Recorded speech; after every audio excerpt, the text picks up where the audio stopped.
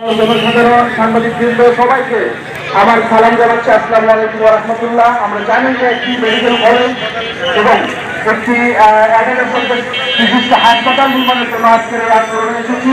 আমরা জানি যে গতকালকে সার্জিস আলমের একটি স্ট্যাটাসে আমরা লক্ষ্য করেছেন, প্রধানমন্ত্রীর সঙ্গে দেখা করেছেন। আজকের এখানে নেতৃবৃন্দ রয়েছেন, আমাদের পঞ্চগড় 2 আসন আবেদ ভাই রয়েছেন, তিনি বাংলাদেশ জাতীয়তাবাদী দলের নির্বাহী কমিটির কর্মী সম্পাদক।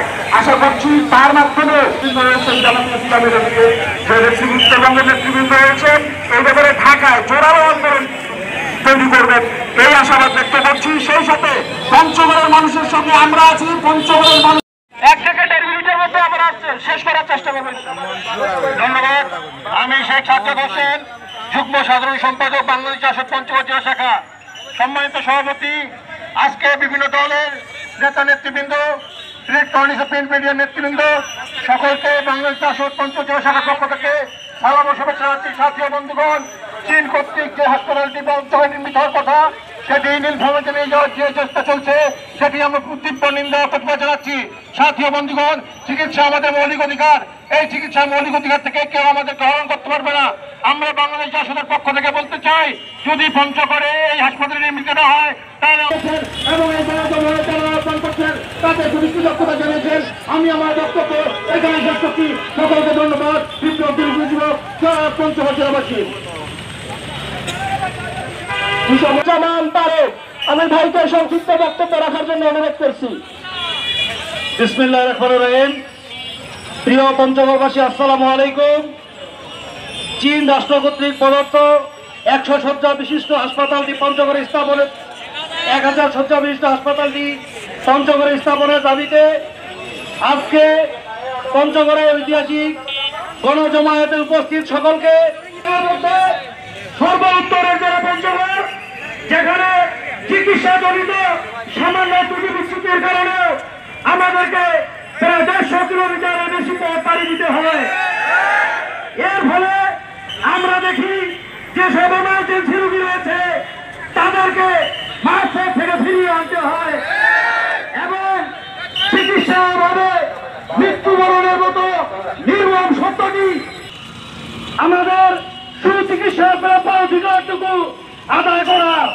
তাই আমি আজকে উপস্থিত সকলকে বলতে চাই, পঞ্চগড়ের বৃহত্তর অভিযোগ সাথে দল নির্বিশেষে সকলকে এক ঐক্যবদ্ধ হওয়ার উদাত্ত আহ্বান জানাচ্ছি। এবং একই সাথে আজকে আমার সামনে উপস্থিত ইলেকট্রিক প্রিন্ট মিডিয়ার মাধ্যমে বর্তমান ঐক্যবদ্ধ সরকারের মাননীয় প্রধান উপদেষ্টা সহ সংশ্লিষ্ট সকল কর্তৃপক্ষকে আমাদের পঞ্চগড়ের মানুষের প্রাণের দাবি চীন রাষ্ট্র কর্তৃক প্রদত্ত 1000 শয্যা বিশিষ্ট হাসপাতালটি পঞ্চগড়ে স্থাপনের জোরালো দাবি জানাচ্ছি। সেই সাথে আজকে উপস্থিত সকলকে ধন্যবাদ ও কৃতজ্ঞতা জানিয়ে আমি আমার বক্তব্য শেষ করছি। আমার শেষ কথা, প্রিয় পঞ্চগড়বাসী, আমাদের মানুষ আমরা চিকিৎসাভাবে মারা যাই। আমরা প্রয়োজনে আগামীতে রাজপথে গণসভাগত কর্মসূচি দিয়ে রাজপথে মৃত্যুবরণ করবো ইনশাআল্লাহ। ধন্যবাদ সকলকে। আসসালামু আলাইকুম। তাদের জন্ম এই পঞ্চগড়ের মাটিতে। আমরা রংপুরে গিয়ে মরতে চাই না, ঢাকায় গিয়ে মরতে চাই না, আমরা চেন্নাই গিয়ে মরতে চাই না। আমাদের চিকিৎসা নিতে হলে পঞ্চগড়ের চিকিৎসা নিয়ে আমরা মরতে চাই। ঐতিহাসিক ভাবে পঞ্চগড়ের গুরুত্ব অনেক বেশি।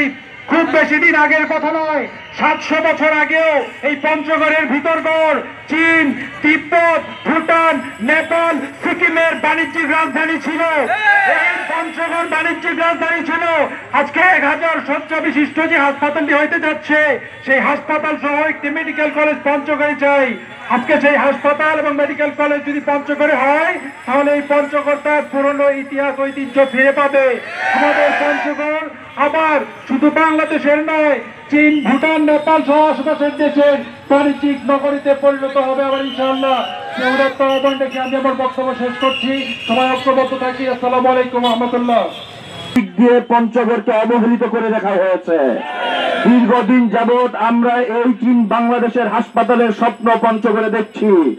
এ পর্যায়ে যদি এই হাসপাতাল অন্য কোথাও যায় তাহলে বোঝা যাবে আমাদেরকে আবারও বৈষম্যের বিরুদ্ধাচরণ করে আমাদেরকে